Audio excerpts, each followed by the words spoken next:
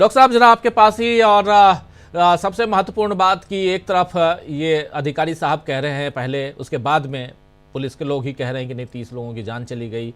नरेंद्र मोदी से लेकर राष्ट्रपति तक, यानी प्रधानमंत्री, राष्ट्रपति, उपराष्ट्रपति, जितने भी नेता, सबने श्रद्धांजलि अर्पित कर दी। दिन भर ढकने की कोशिश की गई। कौन सी सियासत, कौन सा खेल खेल रही है बीजेपी? राजीव जी, दुष्यंत कुमार ने बहुत साल पहले लिखा था, मत कहो आकाश में कोहरा घना है, यह किसी की व्यक्तिगत आलोचना है। सूर्य हमने भी नहीं देखा सुबह का, क्या करोगे सूर्य का क्या देखना है। हो गई हर घाट पर पूरी व्यवस्था, हो गई हर घाट पर पूरी व्यवस्था, शौक से डूबे जिसे भी डूबना है। आज सुबह से जो कुछ हो रहा है प्रयागराज में महाकुंभ में, वो कुछ इसी तरह है कि मत कहो आकाश में कोहरा घना। उत्तर प्रदेश के मुख्यमंत्री सुबह हादसे की सूचना मिलने के बावजूद घंटों तक, दोपहर बाद तक ये स्वीकार करने को तैयार नहीं थे कि वहां लोगों की मृत्यु हुई है। जिन वैभव कृष्ण ने, जो प्रयागराज महाकुंभ के डीआईजी हैं, अब प्रेस कॉन्फ्रेंस करके ये स्वीकार किया कि 30 लोग मारे गए। वे भी दोपहर में ये कह रहे थे कि अभी हम राहत में इंतजामों में लगे हैं, मृतकों की सूचना हमारे पास नहीं। एसपी राजेश द्विवेदी को हम सुनवाई चुके, वे तो कतई स्वीकार नहीं कर रहे। और ये सब तब है जब देश के प्रधानमंत्री, देश की राष्ट्रपति सब मृतकों को श्रद्धांजलि दे चुके थे, लेकिन उत्तर प्रदेश की सरकार का टेसू यहीं अड़ा हुआ था कि इस भगदड़ में किसी की मृत्यु नहीं हुई। यद्यपि राजीव जी, अब जो डीआईजी वैभव कृष्ण ने आंकड़ा बताया है, कुछ समाचार माध्यमों का कहना है इससे ज्यादा संख्या में लोगों की मौत हुई है। एक बड़े समाचार पत्र समूह का दावा है कि 35 से 40 लोग मरे हैं, दूसरे का दावा है कि 59 लोग मारे गए। अनेक लोग अब भी घायल हैं, घर वाले तलाश रहे हैं, मिल नहीं रहे।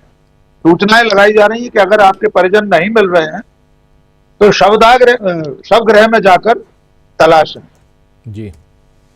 अभी और पूरी संख्या, पूरी वास्तविक स्थिति कब तक सामने आएगी हम नहीं जानते। लेकिन आपका यह सवाल वाजिब है कि आखिर ये सब क्यों हो रहा है। ये इसलिए हो रहा है कि सरकार अपनी नाकामी छुपाने के लिए दिन भर ये प्रयास करती रही कि मुख्यधारा का तथाकथित मीडिया इस सच्चाई पर पर्दा डाल दे, और हुआ भी यही। शाम को हेलीकॉप्टर से पुष्प वर्षा हुई है जी। जिस जगह पर दिन में कल रात से अब तक 50 लोग मारे गए, वहां अखाड़ों के पथ संचलन पे हैं। उनके शाही स्नान के लिए जाते समय हेलीकॉप्टर से फूल बरसाए गए। हम कितने संवेदनशील हो गए। और एक और विडंबना देखिए, मुख्यधारा का मीडिया 50 साल पहले हुई कुंभ की घटना याद दिला रहा है कि पंडित नेहरू के समय ऐसा हुआ। अगर तब भी हुआ था वो भी निंदनीय है।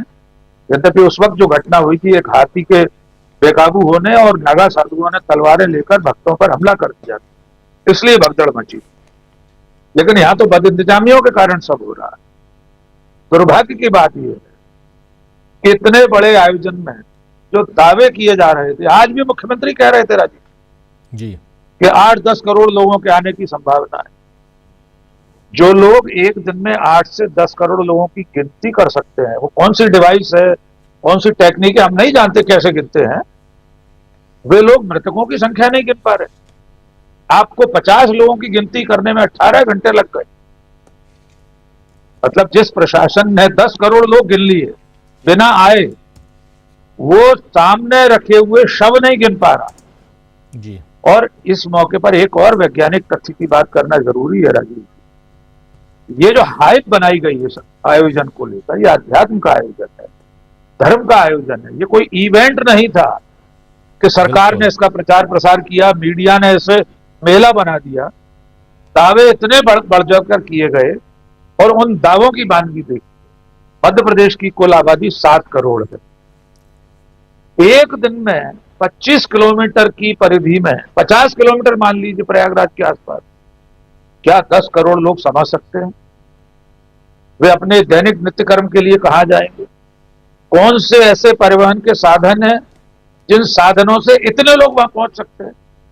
क्या इतनी ट्रेनें चली हैं? क्या इतने टिकट कटे हैं? जितने टिकट कटे हैं रेलों में, उससे दुगने बिना टिकट भी गिन लीजिए जी। हवाई जहाज के सारे यात्री गिन लीजिए, पैदल और 4 पहिया वाहनों, 2 पहिया वाहनों से आने वाले भी गिन, तब भी क्या 8 से 10 करोड़ लोग 25 किलोमीटर के रेडियस में समा सकते हैं?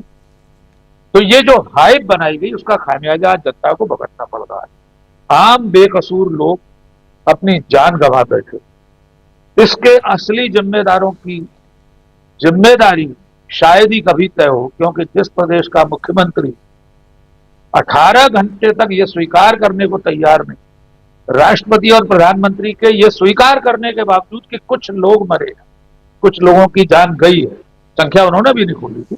ठीक है, हम ये मान सकते हैं राष्ट्रपति प्रधानमंत्री को आधिकारिक संख्या ही बताना चाहिए, तब भी मुख्यमंत्री ने यह स्वीकार नहीं किया। और सुबह से लेकर दोपहर तक उनके ट्विटर हैंडल पर दिल्ली के विधानसभा चुनाव में उनके भाषणों की कतरनें लगी थी, जिसमें सिवाय हिंदू मुसलमान के और कुछ नहीं था। तो हम समझते हैं आज ये बहुत दुर्भाग्यपूर्ण घटना है, इसकी जांच तो होना चाहिए, जिम्मेदारी तय होना चाहिए। और अंतिम बात जी, अभी कुंभ में काफी दिन बाकी है राजीव जी, बहुत दिन अभी और चलने वाला है।